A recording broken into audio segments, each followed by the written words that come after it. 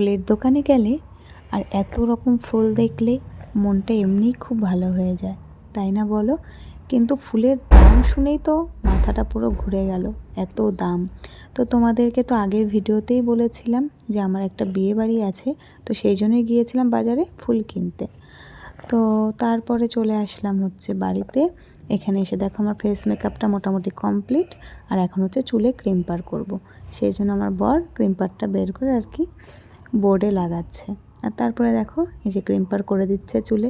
তোমাদেরকে তো আগের দিন আরেকটা বিয়ের বাড়ির ব্লগে বলেছিলাম যে আমার একা একা ক্রিম্পিং করতে খুবই ভালো ভয় করে। তো আমার বর থাকলে আমার খুবই সুবিধা হয়। তো ভাগ্যক্রমে এই বিয়ে বাড়িতে আমার বরকে সঙ্গে পেয়েছি, তো ক্রিম্পিংটা ওই করে দিচ্ছে, যাতে করে আমার অনেক অনেক সুবিধা হয়েছে। আর কত সুন্দর হয়েছে দেখো, আমার নিজে করলে এত সুন্দর কিছুতেই হয় না। তারপরে দেখো পুরোপুরি রেডি হয়ে গেছি দুজনে, আর আমার ছেলে তো দুষ্টুমি করতেই ব্যস্ত, ওকে আর ভিডিওতে কী নেব বলো। তো এখন এই যে তিনজনে মিলে স্কুটি করে বেরিয়ে গিয়েছি বিয়েবাড়ির উদ্দেশ্যে। রেডি হতে হতে ছেলেকে সামলাতে সামলাতে অনেকটা রাত হয়ে গেছে। তো এখানে এসে গিফট দেওয়ার পরে দেখলাম এই সবাই মিলে ফ্যামিলি ফটো তুলছে, খুব সুন্দর লাগছে, তাই আমিও একটু ক্যাপচার করে নিলাম ক্যামেরাতে। তারপরে সোজা চলে এসেছি ফুচকা খেতে। ফুচকা আমি ভালোবাসি, কিন্তু খুব একটা বেশি খাই না, আমার শরীর খারাপ করে। তো বিয়েবাড়িতে এসেছি, তারপর এখানে আমি 3টে ফুচকা খেয়েছি, বেশি খাইনি। আর বরকে বলছিলাম খাওয়ার জন্য, কিন্তু ও খাবে না। তো কী আর করা যাবে, আমি বললাম খাবে না যখন তাহলে তুমি ভিডিও বানিয়ে দাও আর আমি খেতে থাকি। তারপর আর কি ফুচকা খাওয়ার পরে সোজা চলে এসেছি হচ্ছে কফি খেতে। কিন্তু এইখানে দেখো আমার ছেলে সে তখন থেকে একটা ফুচকা হাতে নিয়ে এখনও খেয়ে যাচ্ছে। তারপরে এই যে আমার বর দেখো কফি খাচ্ছে আর এক বাটি পকোড়া নিয়ে নিয়েছে হাতে। চিকেন পকোড়া ছিল, খুব টেস্টি ছিল, প্রত্যেকটা খাবারই খুব টেস্টি ছিল। আর এখানেই দেখো ওনার এখনও ফুচকা খাওয়া কন্টিনিউ চলছে। তারপর আমিও এই যে কফি নিয়ে নিয়েছি বরের সাথে, দুজন মিলে একসাথে দাঁড়িয়ে কফি আর পকোড়াটা কমপ্লিট করে নিলাম খাওয়াটা পুরোপুরি। তারপরে এই যে কনের মামি আমাদের সখীর সাথে একটু ভিডিও করে নিলাম।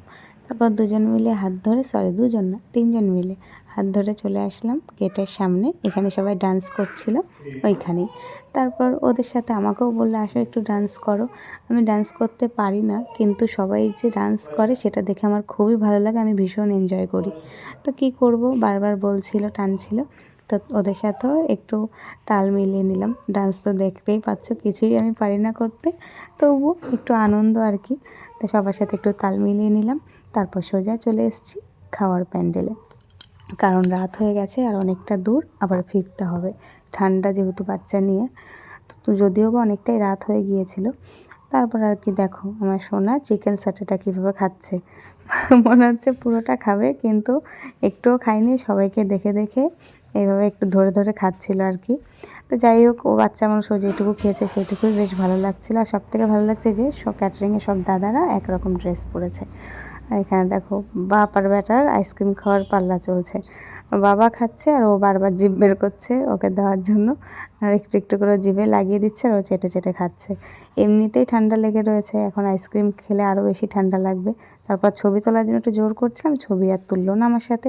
এদিকে বিয়েও শুরু হয়ে গেছে, কিন্তু সবাই রয়েছে সবার তালে, বিয়ের কাছে একটা মানুষও নেই, সবাই নেচে নেচে বেড়াচ্ছে, ঘুরে বেড়াচ্ছে। এখানে শুধু দেখো পুরোহিত আর নাপিত, তাছাড়া আর কাউকেই তো আমি দেখতে পাচ্ছি না। আর এই যে ফটোগ্রাফাররা, যাদের ছাড়া বিয়ে একদম অসম্পূর্ণ তারাই আছে। তারপরে যে আমার কিউট ননদিনীর সাথে একটু ভিডিও করে নিলাম। আর এখানে যে বাড়ি আসবো বেরিয়ে যাচ্ছিলাম, তখন দিদিভাইকে বললাম চলো একটু ভিডিও করো আমার সাথে। দিদিভাই বলছে আমার শাড়ি অর্ধেক খুলে গেছে, আমার কিছু হবে না, চলো ভিডিও করে নাও।